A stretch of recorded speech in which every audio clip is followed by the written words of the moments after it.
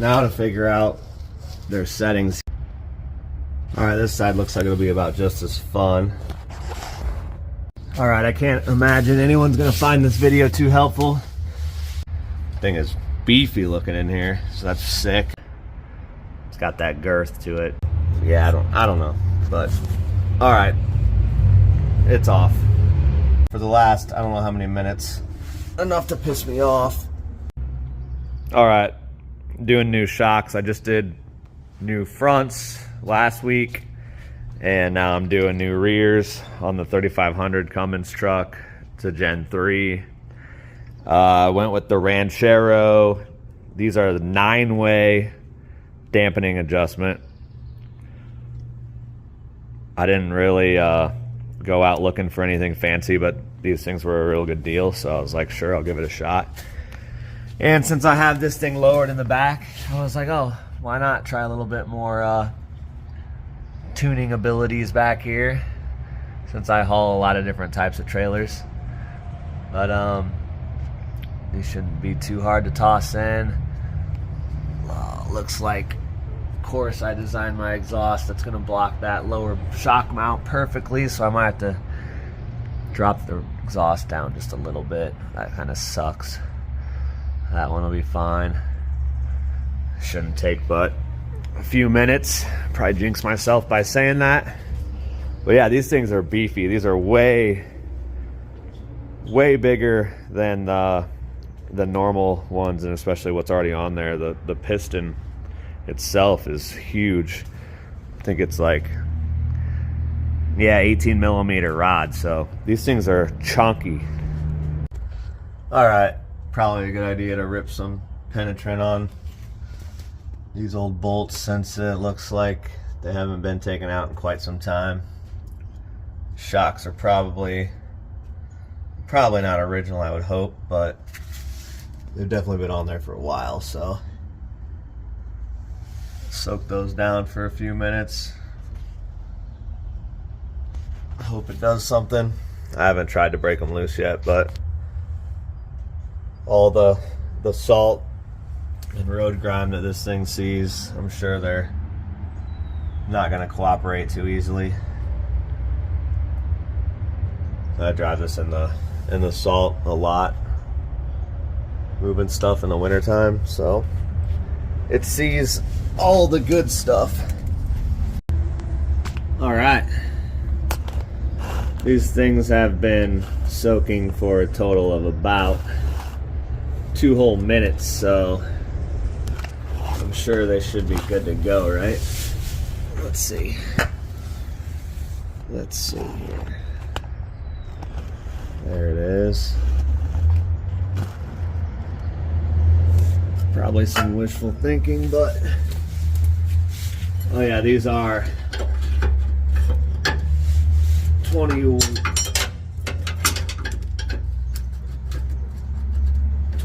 mil. Okay, that's what I thought.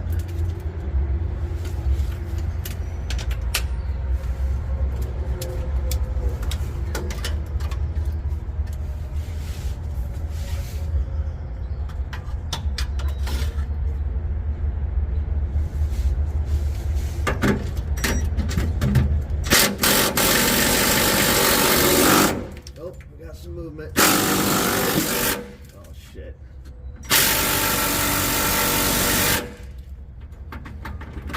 We had some and then we didn't.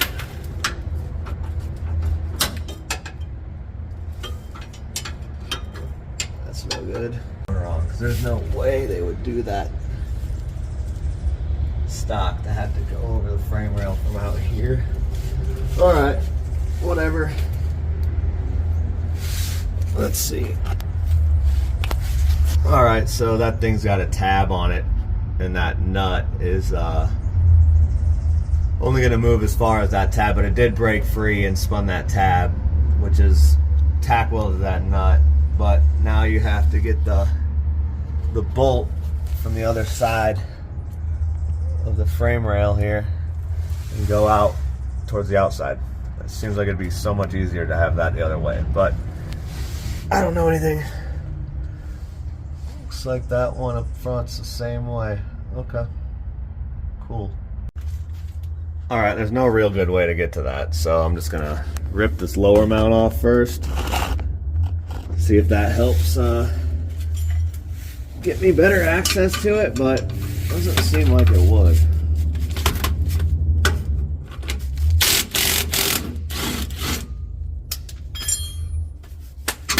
Alright, easy enough like it should be.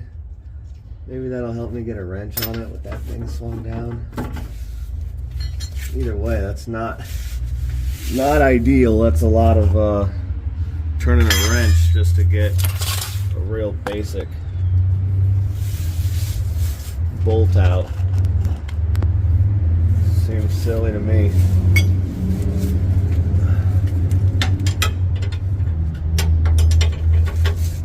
Yeah.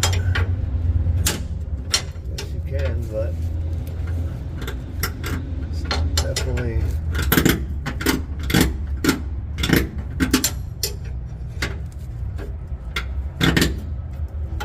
Yeah, that's so stupid.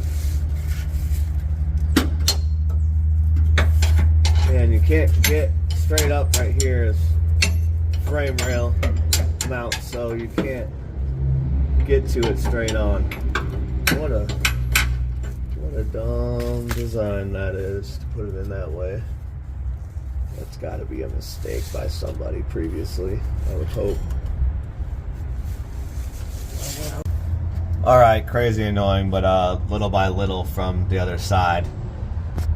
I quarter turned for the last, I don't know how many minutes, enough to piss me off until could get the nut off. But if I were to do it again, I would try to get some 10 snips and just snip this tab so you can just rip this off with an impact and be good. So take note of that if yours happen to be bolted in from the outside towards the inside. I don't know if it's like that because there's a spare tire supposed to be here. Either way, it seems like it's just would have been easier to just drop the spare tire and rip the bolt in this way, since you, yeah, I don't know, but all right, it's off. All right, here's a little bit of a size comparison here. You can tell the new one is quite a bit more round. It's got that girth to it, so these things are pretty beefy. Hopefully they hold up. Look pretty nice. Got nice bushings in there. So we'll see. Okay, and as expected, it took about 1 whole minute to put the new shock back in. Ran the bolt in from this way. The nut with the tab caught on the frame like it's supposed to, and the bolt ripped right in, no problem. So this side is all finished up. Thing is beefy looking in here, so that's sick. I turned this thing to full stiff just to start full stiff, and then if it sucks or feels, I'm gonna be going about 500 miles towing open trailer empty here in the next like day, so full stiff might kind of suck for that, but when it's loaded it might be better. But I like to do like a full sweep from like full stiff and then do full soft, just so you can feel the difference, and then you get a good idea on a judgment on where you might want to be at. So I'll do this first drive at full stiff and see how it goes. All right, this side looks like it'll be about just as fun. The nut is on the inside, but going through here and over the top, I can feel the head of the bolt, so I might be able to get. See, it's like even if you took the wheels off, the fender liner's in the way. It seems so unnecessary to have to take all this stuff off to access that bolt instead of just running it from the outside. It's bizarre to me. Alright, so this side was even different than the other. I took the cutoff wheel and cut the tab off of the nut so I could get the impact on it, and rip the nut right off, much easier. However, you can't get a wrench on the inside, so you got to get an extension up here through the wheel well and get it from the back, so you can't get a wrench on there. So it's different from side to side. Very convenient, but that came off much easier. So good. All right, just like the other side, putting it on took about 2 minutes. As you can see here, you can get a ratchet up over the rail with a couple of extensions to get to the back side, and then you can get an impact on right there, no problem. Bottom's pretty straightforward. Now to figure out their settings here, it's not very clear on which way is what.